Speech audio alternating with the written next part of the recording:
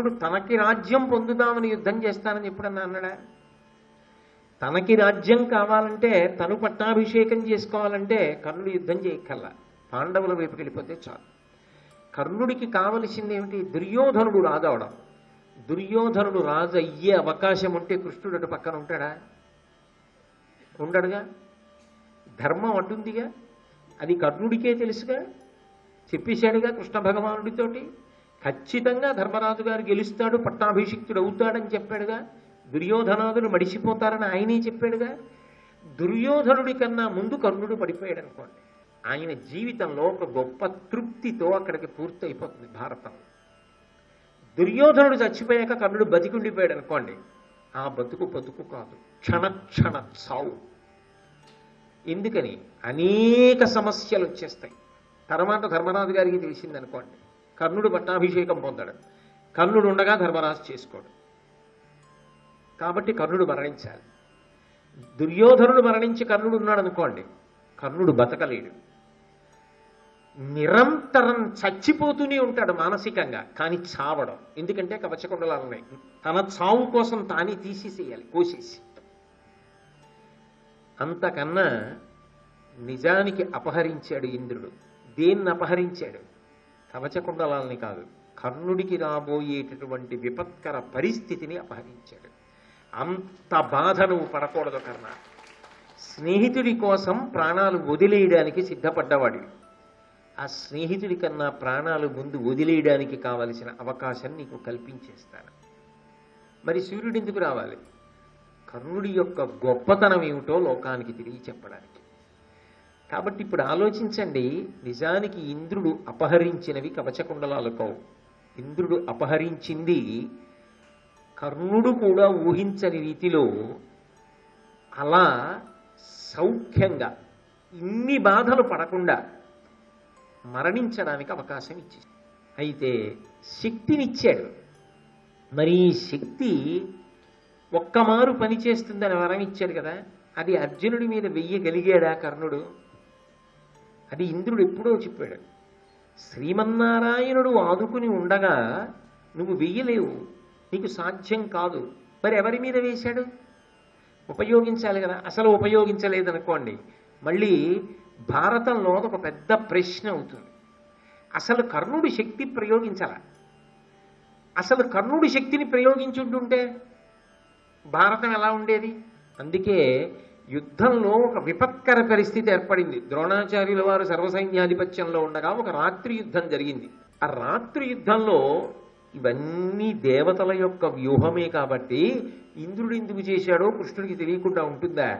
అందుకే యుద్ధం జరుగుతుండగా కృష్ణ పరమాత్మ అకస్మాత్తుగా ఘటోత్కచుడిని పిలిచి, నువ్వు విజృంభించు, రాత్రి యుద్ధం కాబట్టి అన్నాడు. ఆ ఘటోత్కచుడు విజృంభించాడు ఆ రోజున. ఆ విజృంభించడంలో అలంబసుణ్ణి, అలాయుధుణ్ణి, వీళ్ళందరినీ కూడా చంపేశాడు. కర్ణుడి యొక్క రథాన్నంతటినీ కూడా భగ్నం చేసేశాడు. భగ్నం చేసి ఒక భయంకరమైనటువంటి అస్త్రాన్ని కర్ణుడి మీద ప్రయోగిస్తున్నాడు. కర్ణుడు కూడా తెలుసుకున్నాడు, అయిపోయింది, నేను మరణిస్తున్నాను. ఘటోత్కచుడి చేతిలో ఆ రోజున కర్ణుడు మరణించడానికి సిద్ధంగా ఉన్నాడు. కౌరవ సైన్యాలన్నీ కూడా తుత్తునీయలైపోవడానికి సిద్ధంగా ఉన్నాయి. ఇంకింతకన్నా ఆపదే ఉంటుంది. అప్పుడు కూడా కర్ణుడు ప్రయోగించలేదు, అర్జునుడి కోసమే దాచాడు. ఆయన మాత్సర్యం అటువంటిది. సైన్యం చెప్పింది ఆ మాట. అసలు నువ్వుంటే కదా అర్జునుడి మీద వేయడానికి, మేముంటే కదా యుద్ధం జరగడానికి. మేము పోయి నువ్వు పోయాక శక్తి అర్జునుడి మీద ఎప్పుడు వేస్తావు? ముందు వీడిని చంపు, ఆ తర్వాత చూద్దాం. నీ దగ్గర మిగిలిన దివ్యాస్త్రాలు లేవా? వాటితో అర్జునుడిని పడకూడదు, కానీ ముందు నీ ఘటోత్కచుడి మీద వేసేయి అన్నారు. ప్రాణములను కాపాడుకోవడానికి తప్పనిసరి పరిస్థితులలో ఇంద్రుడిచ్చినటువంటి వరం అన్వయమవుతోంది. కాబట్టి ఆపత్కాలము తనకు మరణ శంక ఏర్పడ్డాయి కాబట్టి ఎదురుగుండా ఉన్నటువంటి వాడు సామాన్యుడు కాడు, పరమ భయంకరమైన వీరుడు. ఒక్క బాణానికి 2 పిట్టలు. ఇటు కర్ణుడి దగ్గర శక్తి పోయింది, అటు ఘటోత్కచుడు పడిపోయాడు. ఇవాళ అర్జున, ఘటోత్కచుడు మన వైపు యుద్ధం చేశాడు, కానీ అతను సహజముగా ధర్మమునకు వ్యతిరేకి. కాబట్టి ఇవాళ కాకపోతే రేపైనా ధర్మ వ్యతిరేకమైన పనులు చేస్తాడు. అప్పుడు ధర్మ సంస్థాపనార్థం వచ్చిన వాడిని కాబట్టి నేను ఘటోత్కచుడిని చంపాలి. ఆ పరిస్థితి రాకుండా ఈ శక్తి ఆయుధాన్ని ఘటోత్కచుడి మీద ఆ కర్ణుడితో వేయించేసి ఇటు నిన్ను కాపాడుకున్నాను. శక్తి కర్ణుడి దగ్గర జారిపోయింది, ఘటోత్కచుడు పడిపోయాడు, అందుకు నృత్యం చేశారు రథం మీద అని చెప్పాడు కృష్ణుడు. ఇది దేవతా వ్యూహము అన్న విషయం స్పష్టంగా అర్థమవుతోందా, అర్థం అవ్వట్లేదా?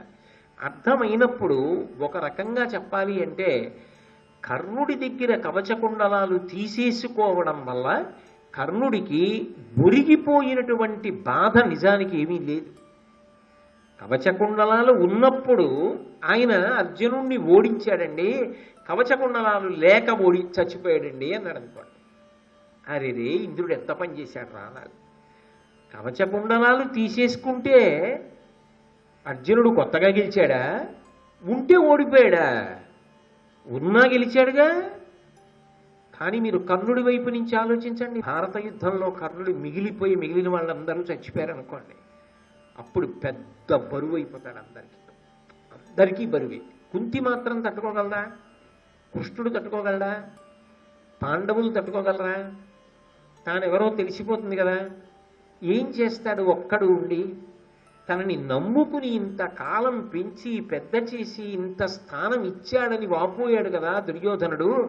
తొడను విరిగి పడిపోయి, కర్ణ నిన్ను నమ్ముకుని వచ్చాను యుద్ధానికి, నువ్వు బ్రతికున్నావు, నేను వెళ్ళిపోతున్నాను కర్ణ అని ఒక్క మాట అన్నాడు అనుకోండి, వెంటనే చచ్చిపోవాలని కర్ణుడికి కూడా అనిపిస్తుందా, అనిపించదా? కానీ ఆ కవచకుండలములు ఉన్న కారణం చేత మరణించాడు. అప్పుడు ఆయన బ్రతికున్నా ఆయనకి ఎంత బాధ. అందుకే వెళ్ళిపోవడంలోనే ఆయనకి హాయి ఉంది, సుఖం ఉంది. అందుకే వెళ్ళిపోవడానికి మార్గాన్ని సుగమం చేశాడు ఇంద్రుడు. ఏ అంశలో వచ్చిన వాళ్ళు ఆ అంశలో ప్రయోజనం అయిపోయిన తర్వాత వెళ్ళిపోవాలి. ఇంత మంచివాడు, ఆయన ఎందు చాలా సుగుణములు ఉన్నాయి. ఉన్నప్పుడు ఆయన అంత బాధపడవలసిన అవసరాన్ని కల్పించకూడదు. దుర్యోధనుడు వెళ్ళిపోకముందు కర్ణుడు వెళ్ళిపోతేనే ఆయన ఒక తృప్తితో వెళ్ళిపోతాడండి అంటాం. నేను చెయ్యగలిగినంత చేసి మిత్రమా వెళ్ళిపోతున్నానంటాడు. దుర్యోధనుడు వెళ్ళిపోయాక వెళ్ళవలసి వస్తే, దుర్యోధనుడు వెళ్ళిపోయాక కవచకుండలాలు తీసుకుంటే ఏమిటి ఉపయోగం?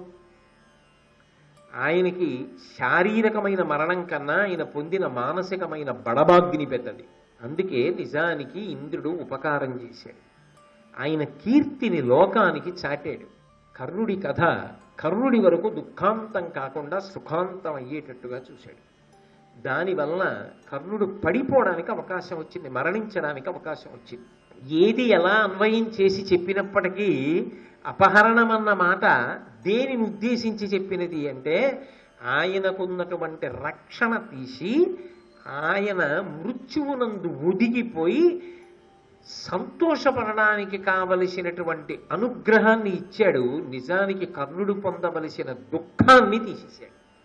ఆపదామపహర్తారం దాతారం సర్వసంపదాం లోకాభిరామం శ్రీరామం భూయో భూయో నమామ్యహం అంటామే, అలా పనిచేశాడు ఇంద్రుడు కూడా ఇక్కడ. కాబట్టి అక్కడ ఇది కర్ణుడికి మేలే, అందుకని అపహరణం అన్న మాట వాడవలసి వచ్చింది అన్న విషయాన్ని చాలా జాగ్రత్తగా పరిశీలించినప్పుడు మనకి అర్థమవుతుంది. అందుకని ఆ విధంగా కవచకుండలాల్ని మహానుభావుడు పోగొట్టుకున్నాడు. దానితో పాటుగా శక్తి అస్త్రాన్ని పట్టుకెళ్ళి ఘటోత్కచుడి మీద వేశాడు. దేవతలు ఇచ్చినది దేనికి పనికొచ్చిందంటే దేవకార్యానికే పనికొచ్చింది. ఇవాళ పాండవుల పక్షాన పనిచేసినా రేపు జయం వచ్చిన తరువాత మళ్ళీ అధర్మం వైపు పనిచేసేటటువంటి ఘటోత్కచ మరణానికి పనికొచ్చింది ఆ శక్తి. దేవేంద్రుడు వేసినా ఎలాంటి వాళ్ళ మీద వేస్తాడు? ధర్మ వ్యతిరేకుల మీద వేస్తాడు. ఇప్పుడు కర్ణుడు వేసిన ఎవరి మీద వేశాడు? ఒక రకంగా చెప్పాలి అంటే తర్వాత ధర్మ విరోధానికి పనికొచ్చేవాడి మీద వేశాడు. అంటే నిజానికి ఇప్పుడు కర్ణుడు ఎవరి పని చేసి పెట్టాడు? కృష్ణుడి పని చేసి పెట్టాడు. కృష్ణుడి చేతి పనిముట్టయ్యాడు. అయిన కారణానికి కృష్ణుడికి కూడా తెలిసి చేసినా తెలియక చేసినా పరాత్పరుడు ప్రీతి వహిస్తాడు. కథంచిదుపకారేణ కృతేనైకేన తుష్యతి నస్మరత్యపకారాణం శతమప్యాత్మవత్తయ అంటారు రామాయణంలో. తెలిసి కానీ తెలియక కానీ ఒక్క పని చేసినా పరమాత్మ సంతోషిస్తాడు. భగవంతుడికి తెలిసి ఉపకారం చేసినా తెలియక ఉపకారం చేసినా భగవదనుగ్రహం మాత్రం ప్రసరిస్తుంది. ఇలా ఉపయోగపడాలి కర్ణుడు. అందుకని నిజానికి కర్ణుడు భగవత్ సంబంధమైన కార్యమును నెరవేర్చాడు. పాండవుల వైపు ఉండి ఏం చెయ్యాలో అది నిజానికి పాండవులు కూడా చేయలేరు, ఎందుకంటే కొడుకు అవుతాడు ఘటోత్కచుడు. కానీ పాండవుల వైపు ఉండి కృష్ణుడికి చెయ్యలేని మేలు శత్రుపక్షంలో ఉండి కృష్ణుడికి చేశాడు కర్ణుడు. అది కర్ణుడి జీవితంలో ఒక పెద్ద మెరుపు. తెలిసి చేశాడా తెలియక చేశాడా వదిలేయండి, అంతిమంగా ఫలితం మాత్రం అంతే. అందుకే అదొక మహాద్భుతమైన ఘట్టం. ఏది ఏమైనప్పటికీ చరిత్రలో అసలు సహజ కవచ కుండలములతో పుట్టిన మహావీరుడు లేడు. సహజ కవచ కుండలములతో పుట్టినప్పటికీ ఎవరో అడిగారని నేను వ్రతభంగం చెయ్యను అని చెప్పి కత్తితో కోసి తీసి ఇచ్చినవాడు లేడు. అటువంటి అద్భుతమైన కీర్తి మహాభారతం మొత్తం మీద పొందిన మహానుభావుడు కర్ణుడు ఒక్కడే. ఒకానొక సమయమునందు కర్ణుడు దివ్యాస్త్రములను అనేక సంపాదించాలనేటటువంటి గొప్ప తాపత్రయాన్ని పొందుతూ ఉండేవాడు. అదంతా మహాభారత యుద్ధానికి ఆయన రావడానికి పూర్వం జరిగిన విషయం. ఎందుకనంటే అసలు మహాభారత యుద్ధం ఎప్పుడో వస్తుంది చూడండి, సంవత్సరాంతంలో ఎప్పుడో పరీక్షలు వస్తాయి. కానీ సంవత్సరాంతంలో వచ్చే పరీక్షకి సంవత్సరాంతంలో చదువుతారా, మొదటి నుంచి చదువుతారా? మొదటి నుంచి చదువుతారు. అలాగే కర్ణుడు కూడా చాలా జాగ్రత్త పడ్డాడు. ఖచ్చితంగా యుద్ధం జరిగి తీరుతుంది. అందుకే కదా కౌరవ పాండవుల మధ్య ఎన్నడూ పొత్తు కుదరకుండా ప్రయత్నం చేశాడు. అలా చేసి దేవకార్యాన్ని చేసిన వాళ్ళల్లో నిజానికి కర్ణుడు ఒకడు. దేవకార్యం వాళ్ళిద్దరి మధ్య నిజానికి పొత్తు కుదిరితే ధర్మ సంస్థాపన ఎలా నడుస్తుంది? నడవదు. దేవతల యొక్క అంశలో వచ్చినప్పటికీ, సూర్యుని యొక్క అనుగ్రహాన్ని పొందినవాడై వచ్చినప్పటికీ కూడా దేవకార్య సాధన ఎందు పనిముట్టయ్యాడు కౌరవుల వైపుండి. దాని విచిత్రం. అటువంటి వాడు అర్జునుడి మీద నేను యుద్ధం చెయ్యాల్సి వస్తుంది. ఆ యుద్ధం ఉందే, అందులో నేను ఓడిపోవడానికి వీల్లేదు, ఖచ్చితంగా గెలిచి తీరవలసిందే. అందుకే భీముణ్ణి దృష్టిలో పెట్టుకుని దుర్యోధనుడు నిరంతర సాధన చేశాడు. అర్జునుణ్ణి దృష్టిలో పెట్టుకుని కర్ణుడు నిరంతర సాధన చేశాడు. ఇంత సాధన చేసినా ఆయన యొక్క సాధనలో ఏ లోపం లేకపోయినా, ఆయన ఎంత కష్టపడ్డా, నిజానికి ఆయన ఉత్తమ ఫలితాన్ని పొందడానికి ఎంత శ్రమ పడాలో అంత శ్రమని పొందినా చిట్ట చివరికి వచ్చేటప్పటికి మాత్రం ఆ పొందవలసిన ఫలితం ఆయన చేయి జారిపోతుంది. అది కర్ణుడి జీవితంలో ఉన్నటువంటి గొప్ప దురదృష్టం. అలాగే ఒకప్పుడు ద్రోణాచార్యుల వారు ఏకాంతంలో ఉన్నప్పుడు ఆయన దగ్గరికి వెళ్ళాడు. వెళ్ళి ద్రోణాచార్యుల వారిని అభ్యర్థించాడు. అయ్యా, మీరు నాకు బ్రహ్మాస్త్రాన్ని ఉపదేశం చెయ్యండి అని అడిగాడు. మీకు శిష్యులందరూ సమానమే కదా, నాకు బ్రహ్మాస్త్రం నేర్చుకోవాలి అని చాలా పట్టుదల ఉంది. దానికి తగినటువంటి కృషి ఉన్నవాడను, సాధనాబలం ఉన్నవాడను, కాబట్టి నాకు ఆ బ్రహ్మాస్త్రాన్ని ఉపదేశం చేయండి అని అడిగాడు. అస్త్రములు ఉపదేశం చేస్తే పనిచేస్తాయి తప్ప మామూలుగా పనిచేయవు. శస్త్రము అంటే చేతిలో పట్టుకున్న బల్లెం, కత్తి యువతలవాడి యొక్క శారీరక బలాన్ని బట్టి పనిచేస్తాయి.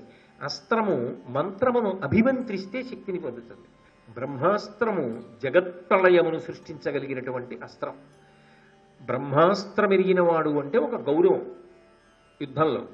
అటువంటి బ్రహ్మాస్త్రాన్ని నాకు ఉపదేశం చెయ్యండి అని చెప్పి వెళ్ళాడు. ఎందుకని అంటే నాకు కూడా అర్జునుడితో సమానుణ్ణి కావాలని ఉన్నది అని ద్రోణుడితో చెప్పాడు. ఎక్కడా కాపక్ష్యం లేదు, ఉన్న మాట ఉన్నట్టు చెప్పాడు. నాకు అర్జునుడితో సమానుణ్ణి కావాలని ఉంది. కానీ ఒకటి గుర్తుపెట్టుకోండి, అర్జునుడితో సమానుడైతే ఎవరితో యుద్ధం చేస్తాడు? అర్జునుడితోనే యుద్ధం చేస్తాడు. అర్జునుడు గెలిస్తే ఎవరు గెలిచినట్టు? ధర్మం గెలిచినట్టు. అర్జునుడు ఓడిపోతే ధర్మం ఓడిపోయినట్టు. ఎలా చెప్తారు? కృష్ణుడు అర్జునుడి వైపు ఉన్నాడు కనుక, భగవంతుడు అర్జునుడి వెనక ఉన్నాడు. పైగా వాళ్ళిద్దరూ నరనారాయణులు. వాళ్ళ అవతార ప్రయోజనమే ధర్మ సంస్థాపనం. కాబట్టి ద్రోణుడు కర్ణుడి వంక తిరిగి అన్నాడు, వ్రత సమన్విత భూసురవర్యుడు ఉండే, నిరుపమాన తప పుణ్య నృపతియుండే, కాని అన్యులు బ్రహ్మాస్త్రదానమునకు పాత్రములు వారు, నీకు నీ బాడి కాదు. కర్ణ, బ్రహ్మాస్త్రాన్ని నేను ఇద్దరికే ఇస్తాను. ఒకటి అనేకమైనటువంటి వ్రత నియమములను పాటించేటటువంటి బ్రాహ్మణుడికి ఇస్తారు. 2, పోల్చడానికి వీలు లేనటువంటి అపారమైనటువంటి తపస్సు వలన కలిగినటువంటి పుణ్యమును పొందినటువంటి మహారాజుకి ఇస్తారు. ఇంకెవ్వరికి ఇవ్వరు. కాబట్టి నీకు ఇవ్వడం సాధ్యం కాదు. మహానుభావుడు కర్ణుడు నిజానికి ఏమనలేదు, వాదన చేయలేదు, గురువుగారిని ధిక్కరించలేదు. అంత తాపత్రయం ఉంది. కర్ణుడి జీవితంలో వచ్చినటువంటి పెద్ద ఇబ్బంది అది. ఆయన నిజానికి గొప్ప పరిశ్రమ చెయ్యగలిగిన వాడు. ఆయన అర్హుడు పొందడానికి. ఆయన కుంతీదేవి కొడుకు, ధర్మం రీత్యా పాండురాజు గారి పెద్ద కొడుకు. పోను అది కూడా పక్కన పెట్టేసేయండి. అది కూడా పక్కన పెట్టినా ఒక విద్య నేర్చుకోవాలనేటటువంటి విషయంలో తిరుగులేనిటువంటి కాంక్ష ఉన్నవాడు. నిజంగా అంత పట్టుదలతోటి నేర్చుకోగలిగినటువంటి కృషి సాధనాబలం కలిగినవాడు. అయినా ఏదో ఒక ప్రతిబంధకం. ఆయన చదువుకుందాం అనుకున్న దానికి, నీకు చదువు చెప్పను అని చెప్పడానికి చెప్పిన కారణానికి పొంతన అంత బాగా కుదరనప్పుడు ఆయన గురువుని ధిక్కరించలేకపోయాడు. కానీ వేరు మార్గాన్ని వెతుక్కోవలసి వచ్చింది. ఏదో ఒక మార్గాన్ని అనుసరించాలి. మీరు చూడండి, ఏదో ఒక చాలా వేగంతో అగ్నితో కూడుకున్నటువంటి ఒక వాయువు భూమిని బద్దలు కొట్టుకుని పైకి రావడానికి ప్రయత్నించింది అనుకోండి. మీరేదో గబగబా 4 రాళ్ళలో ఏవో అడ్డెట్టారనుకోండి, అక్కడ ఆగుతుందేమో. అది ముందుకెళ్ళి ఏం చేస్తుంది? ఇంకొక చోట నుంచి భూమిని బద్దలు కొట్టుకుని పైకి వస్తుంది. లేదు, ఒక నది గొప్ప ప్రవాహంతో ఉంది, దాని ఉత్సాహం అటువంటిది, దాని శక్తి అటువంటిది. మీరు ఒక చోట అది ఊళ్ళోకి రాకుండా అమ్మ బాబోయ్ అంత పెద్ద వరద వస్తోందని 4 రాళ్ళు అవి ఇవి తీసుకొచ్చి అడ్డేశారు. అది ఊరుకుంటుందా? దాని వేగం అటువంటిది, దాని శక్తి అటువంటిది. అది ఇక్కడ కాకపోతే ఆ ముందుకెళ్ళి పల్లప ప్రాంతాన్ని తీసుకుని ముంచెత్తుతుంది. ఎందుకని అంటే అది ప్రవాహానికి ఉన్న లక్షణం, ఆ ఉత్సాహానికి ఉన్న లక్షణం, ఆ తేజస్సుకున్న లక్షణం. ఆయన సామాన్యుడు కాడు, అపారమైన శౌర్యమూర్తి, పరాక్రమవంతుడు. నిజానికి ఇటువంటి వాడు సక్రమమైన అవకాశం పొందలేకపోయాడు అంటే ప్రధానమైనటువంటి దోషం ఎక్కడి నుంచి వచ్చింది అంటే, కన్యాగర్భము అన్న పేరు పెట్టి తల్లి చెప్పలేదు, తండ్రి చెప్పలేదు. దాని వలన పాపం ఆయన నేర్చుకోవడానికి అవకాశం లేకుండా పోయి నది ఎక్కడో అక్కడ పల్లప ప్రాంతం వైపుకి వెళ్ళవలసింది. ఇక్కడ ఆపితే ఇంకో చోట ఎడుతుంది. అంత ప్రవాహాన్ని మీరు ఎలా ఆపగలరు? ఆయనకున్న ఉత్సాహం, ఆయన శక్తి అటువంటివి. అందుకే ఆలోచన చేశాడు, ఇంకెవరు ఇవ్వగలరు బ్రహ్మాస్త్రం అని ఆలోచించాడు. ఆ రోజులలో మహేంద్రగిరిలో పరశురాముడు ఉన్నాడు. పరశురాముడి దగ్గర నేను ఈ బ్రహ్మాస్త్రాన్ని ఉపదేశం పొందాలి, కానీ నేను పరశురాముడి దగ్గరికి వెళ్ళిన తరువాత పరశురాముడు కూడా ఇదే ప్రసక్తి తీసుకొస్తే ఎలా? మళ్ళీ చదువుకోవడానికి అడ్డొస్తుంది. గురు శుశ్రూష చేసి అస్త్రబలం పొందలేను అని అబద్ధమాడాడు. తప్పనిసరి పరిస్థితి, అందుకని అబద్ధం చెప్పవలసి వచ్చింది.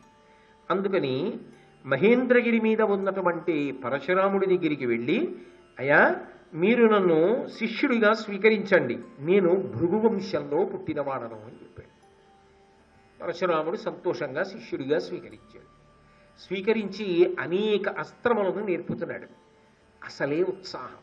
దానికి తోడు ఇప్పుడు పరశురాముడి శిష్యుడయ్యాడు, ఎన్నో అస్త్రములు పొందుతున్నాడు. ఎంత సంతోషంగా ఉంటుంది. కాబట్టి ఇక నాకు గురి తప్పకూడదు, అర్జునుడిని కొట్టాలి. నిరంతర సాధన చేస్తున్నాడు. ఆ సాధన చేసేటప్పుడు ఏదో ఒక లక్ష్యాన్ని గురిపెట్టి కొట్టడమే. అదే పనిగా సాధన చేస్తున్నాడు పరశురాముడి ఆశ్రమంలో. ఆయన ప్రారంధం ఆ సాధన చేసే సమయంలో ఆయన ఏదో ప్రమాదము లేని దాన్ని గురిపెట్టి కొట్టాలని లక్ష్యం పెట్టుకున్నాడు. అనుకోకుండా అక్కడికి ఆ పక్కనే ఆశ్రమంలో ఉన్నటువంటి ధేనువు, ఆవు దూడ పరిగెత్తుకొచ్చింది అడ్డంగా. ఈ బాణం వెళ్ళి దాని శరీరంలోకి దిగడం, ఆ ధేనువు చచ్చిపోవడం ఒక్కసారి అయిపోయింది. కానీ దానికి ఎంత పెద్ద శాపం ఇచ్చేశాడో తెలుసా? నువ్వు ఎవరినో మనసులో పెట్టుకుని ఇంత ఘోరమైన సాధన చేస్తున్నావు, అదే పనిగా బాణములు వేస్తున్నావు, ఎవరినో దృష్టిలో పెట్టుకుని నువ్వు చేసిన సాధనలో నువ్వు సరిగా చూడకపోవడం వల్ల నా ధేనువు చచ్చిపోయింది. కాబట్టి నిజంగా నువ్వు ఎవరితో యుద్ధం చెయ్యాలనుకుంటున్నావో వాడితో యుద్ధం వచ్చినప్పుడు నీ రథచక్రం భూమిలో దిగిపోతుంది, పైకి లేవదు. ఇంకేం యుద్ధం? ఇంక దేనికి చేస్తాడు ఆ యుద్ధం? అంటే ఆయన ఎంత బలాన్ని పొందుదాం అనుకుంటున్నాడో అంత బలం క్షీణించిపోతోంది, రెట్టింపు. ఒక పక్క నుంచి పొందుతున్నది వేరొక పక్క నుంచి జారిపోతోంది. ఇక ఆయన ఎలాగా శౌర్యవంతుడు, అర్జునుడికి సాటైనటువంటి విలుకాడు కాగలడు? ఓన్లీ రథచక్రం దిగిపోతే దిగిపోయింది. పరశురాముడి దగ్గర దివ్యాస్త్రములను ఉపదేశం పొందుతానన్నాడు. కానీ ఆయన ఉత్సాహం చాలా గొప్పదండి. ఏ మాటకు ఆ మాటే. ఇన్ని శాపాలు వచ్చి మీద పడిపోతున్నా, ఇంతమంది ఇన్ని రకాలుగా ఇన్ని పాపం వృద్ధిలోకి రాకుండా అడ్డుపడుతున్నా తాను మాత్రం తాపత్రయ పడుతూనే ఉన్నాడు గొప్పవాణ్ణి కావాలని. ఏమి జీవితం కర్ణుడిది! నిజంగా ఆ పట్టుదల, ఆ సాధనా బలం, వాటిని మెచ్చుకోవద్దు. పరశురాముడి దగ్గర శుశ్రూష చేస్తూ అనేకమైనటువంటి అస్త్రములను ఉపదేశం పొందుతూ చక్కగా శిష్యుడిగా వృద్ధిలోకి వస్తున్నాడు. ఆయన ఇలా ఉండగా ఒక రోజున ఒక విచిత్రం జరిగింది. పరశురాముడు ఎంతో సంతోషించాడు. కర్ణ, నీ యొక్క గురుభక్తికి, నీ సాధనకి, నీకున్నటువంటి ఓర్పుకి, గురువుగారికి శుశ్రూష చేసి విద్య నేర్చుకోవడంలో ఎంత దీక్ష ఉండాలి. అందుకని నీ దీక్షా తత్పరతకి మెచ్చుకున్నాను. నీకు బ్రహ్మాస్త్రాన్ని ఉపదేశం చేస్తున్నానని బ్రహ్మాస్త్రాన్ని ఉపదేశం చేశాడు. కర్ణుడి జీవితంలో ఏ పెద్ద అస్త్రం లభించాలో అది లభించింది. అమ్మయ్యా, ఇప్పుడు అర్జునుడికి ఏ పెద్ద అస్త్రం తెలుసో నాకు కూడా అస్త్రం తెలుసు. కాబట్టి నిజంగా భారత యుద్ధం జరిగినా అర్జునుడు నన్నేం చేయలేడు. నేను కూడా అర్జునుడి పట్ల అంత మునగాడిగానే నిలబడగలను అని ఎంతో సంతోషాన్ని పొందాడు. వెళ్ళిపోతే ఏమయ్యేదో కృతజ్ఞత చెప్పి. కానీ ఇన్ని ఇచ్చిన గురువు గారు కదా, కొన్నాళ్ళు ఆయన శుశ్రూష చేసి పెడదాం అనుకున్నాడు. అస్త్రం పొందగానే గురువుగారు కృతజ్ఞుడిని వెళ్ళొస్తానండం ఎందుకులే అనుకున్నాడో ఏమో, పాపం ఆయన మంచితనం ఆ గురువుగారికి అలాగే శుశ్రూష చేస్తున్నాడు.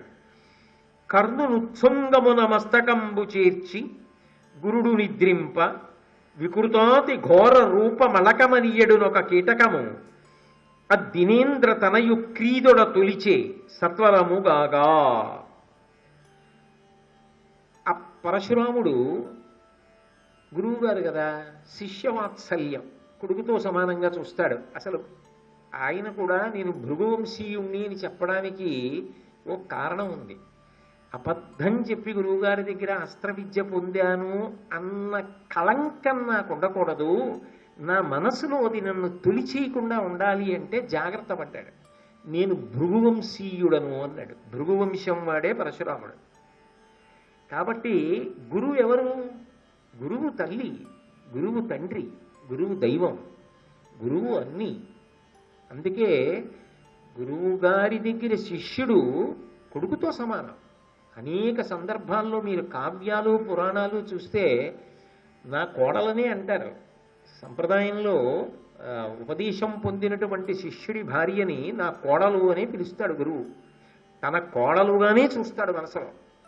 ఎందుకని అంటే అంతే, ఆ అనుబంధం అంతే. అందుకే గురువుగారి శరీరం పడిపోయిన తరువాత కొడుకు ఎన్ని చేస్తాడో శిష్యుడికి కూడా అంత అధికారము ఉంటుంది. శిష్యుడు కొడుకుతో సమానం. కొడుకు ఏం చేస్తాడు? తను ఏదైనా మంచి వస్తువుని పొందాడనుకోండి, తాను పొంది సంతోషించడం కాదు, తన తండ్రి సంతోషంగా అవన్నీ చూసి ఆనందపడితే ఆనాడు కొడుకు సంతోషించాడనుకోండి, వాడు కొడుకు అంటే. శిష్యుడు తనది గురువుదే అంటాడు. అంటే గురువుగారు పట్టుకుపోతారని కాదు, శిష్యుడు ఇవన్నీ మా గురువు గారివి, కొడుకు అన్నీ మా నాన్నగారివి అన్నట్లుగా భావనతో ఉంటాడు. అందుకే నేను భృగువంశీయుడను అని ఆయన ఎందుకు చెప్పాడంటే, పరశురాముడు నాకు గురువు అయితే ఎవరైనా నాకు తండ్రి, నాకు తల్లి, నాకు దైవం. ఆయన నాకు తండ్రి అయితే నేనేమవుతాను? ఆయనకి కొడుకునవుతాను. శిష్యుడు కొడుకుతో సమానం. కాబట్టి నేను భృగువంశానికి చెందిన వాడితోనే సమానం. కాబట్టి నాకు అబద్ధం చెప్పిన దోషము కలగకుండా ఉండడానికి కొంచెం జాగ్రత్త పడ్డాడు. జాగ్రత్త పడి భృగువంశీయుడు అన్నాడు. గురువుగారు అంత ప్రేమగానే చూశాడు. అందుకే బ్రహ్మాస్త్రం ఇచ్చాడు. కొడుకు తొడ మీద తండ్రి తలపెట్టుకు పడుకుంటాడు. ఎందుకని అంటే ఏమో శాస్త్రం అంటుంది పుస్త్రగాత్ర పరిష్వంగము అని. ఆ తండ్రి కొడుకుని పట్టుకున్నప్పుడు, కొడుకుతో కలిసి ఉన్నప్పుడు అంత గొప్ప సంతృప్తిని పొందుతాట. కర్ణుడి తొడ మీద పరశురాముడు తలపెట్టి పడుకున్నాడు. గురువుగారు నిద్రపోతుంటే గురువుగారిని జాగ్రత్తగా కాపాడుతూ ఆయన గాఢ నిద్రపోతుంటే ఆయనకి విసురుతూ ఆయన సంతోషంగా పడుకుంటే అమ్మయ్య గురువుగారు సేద తీరుతున్నారని ఎంత ఆనందపడిపోయాడు. ఎందుకని అంటే ఆ హృదయమున్న శిష్యుడికి తెలుస్తుంది ఆ గురువుతో ఉండే అనుబంధం.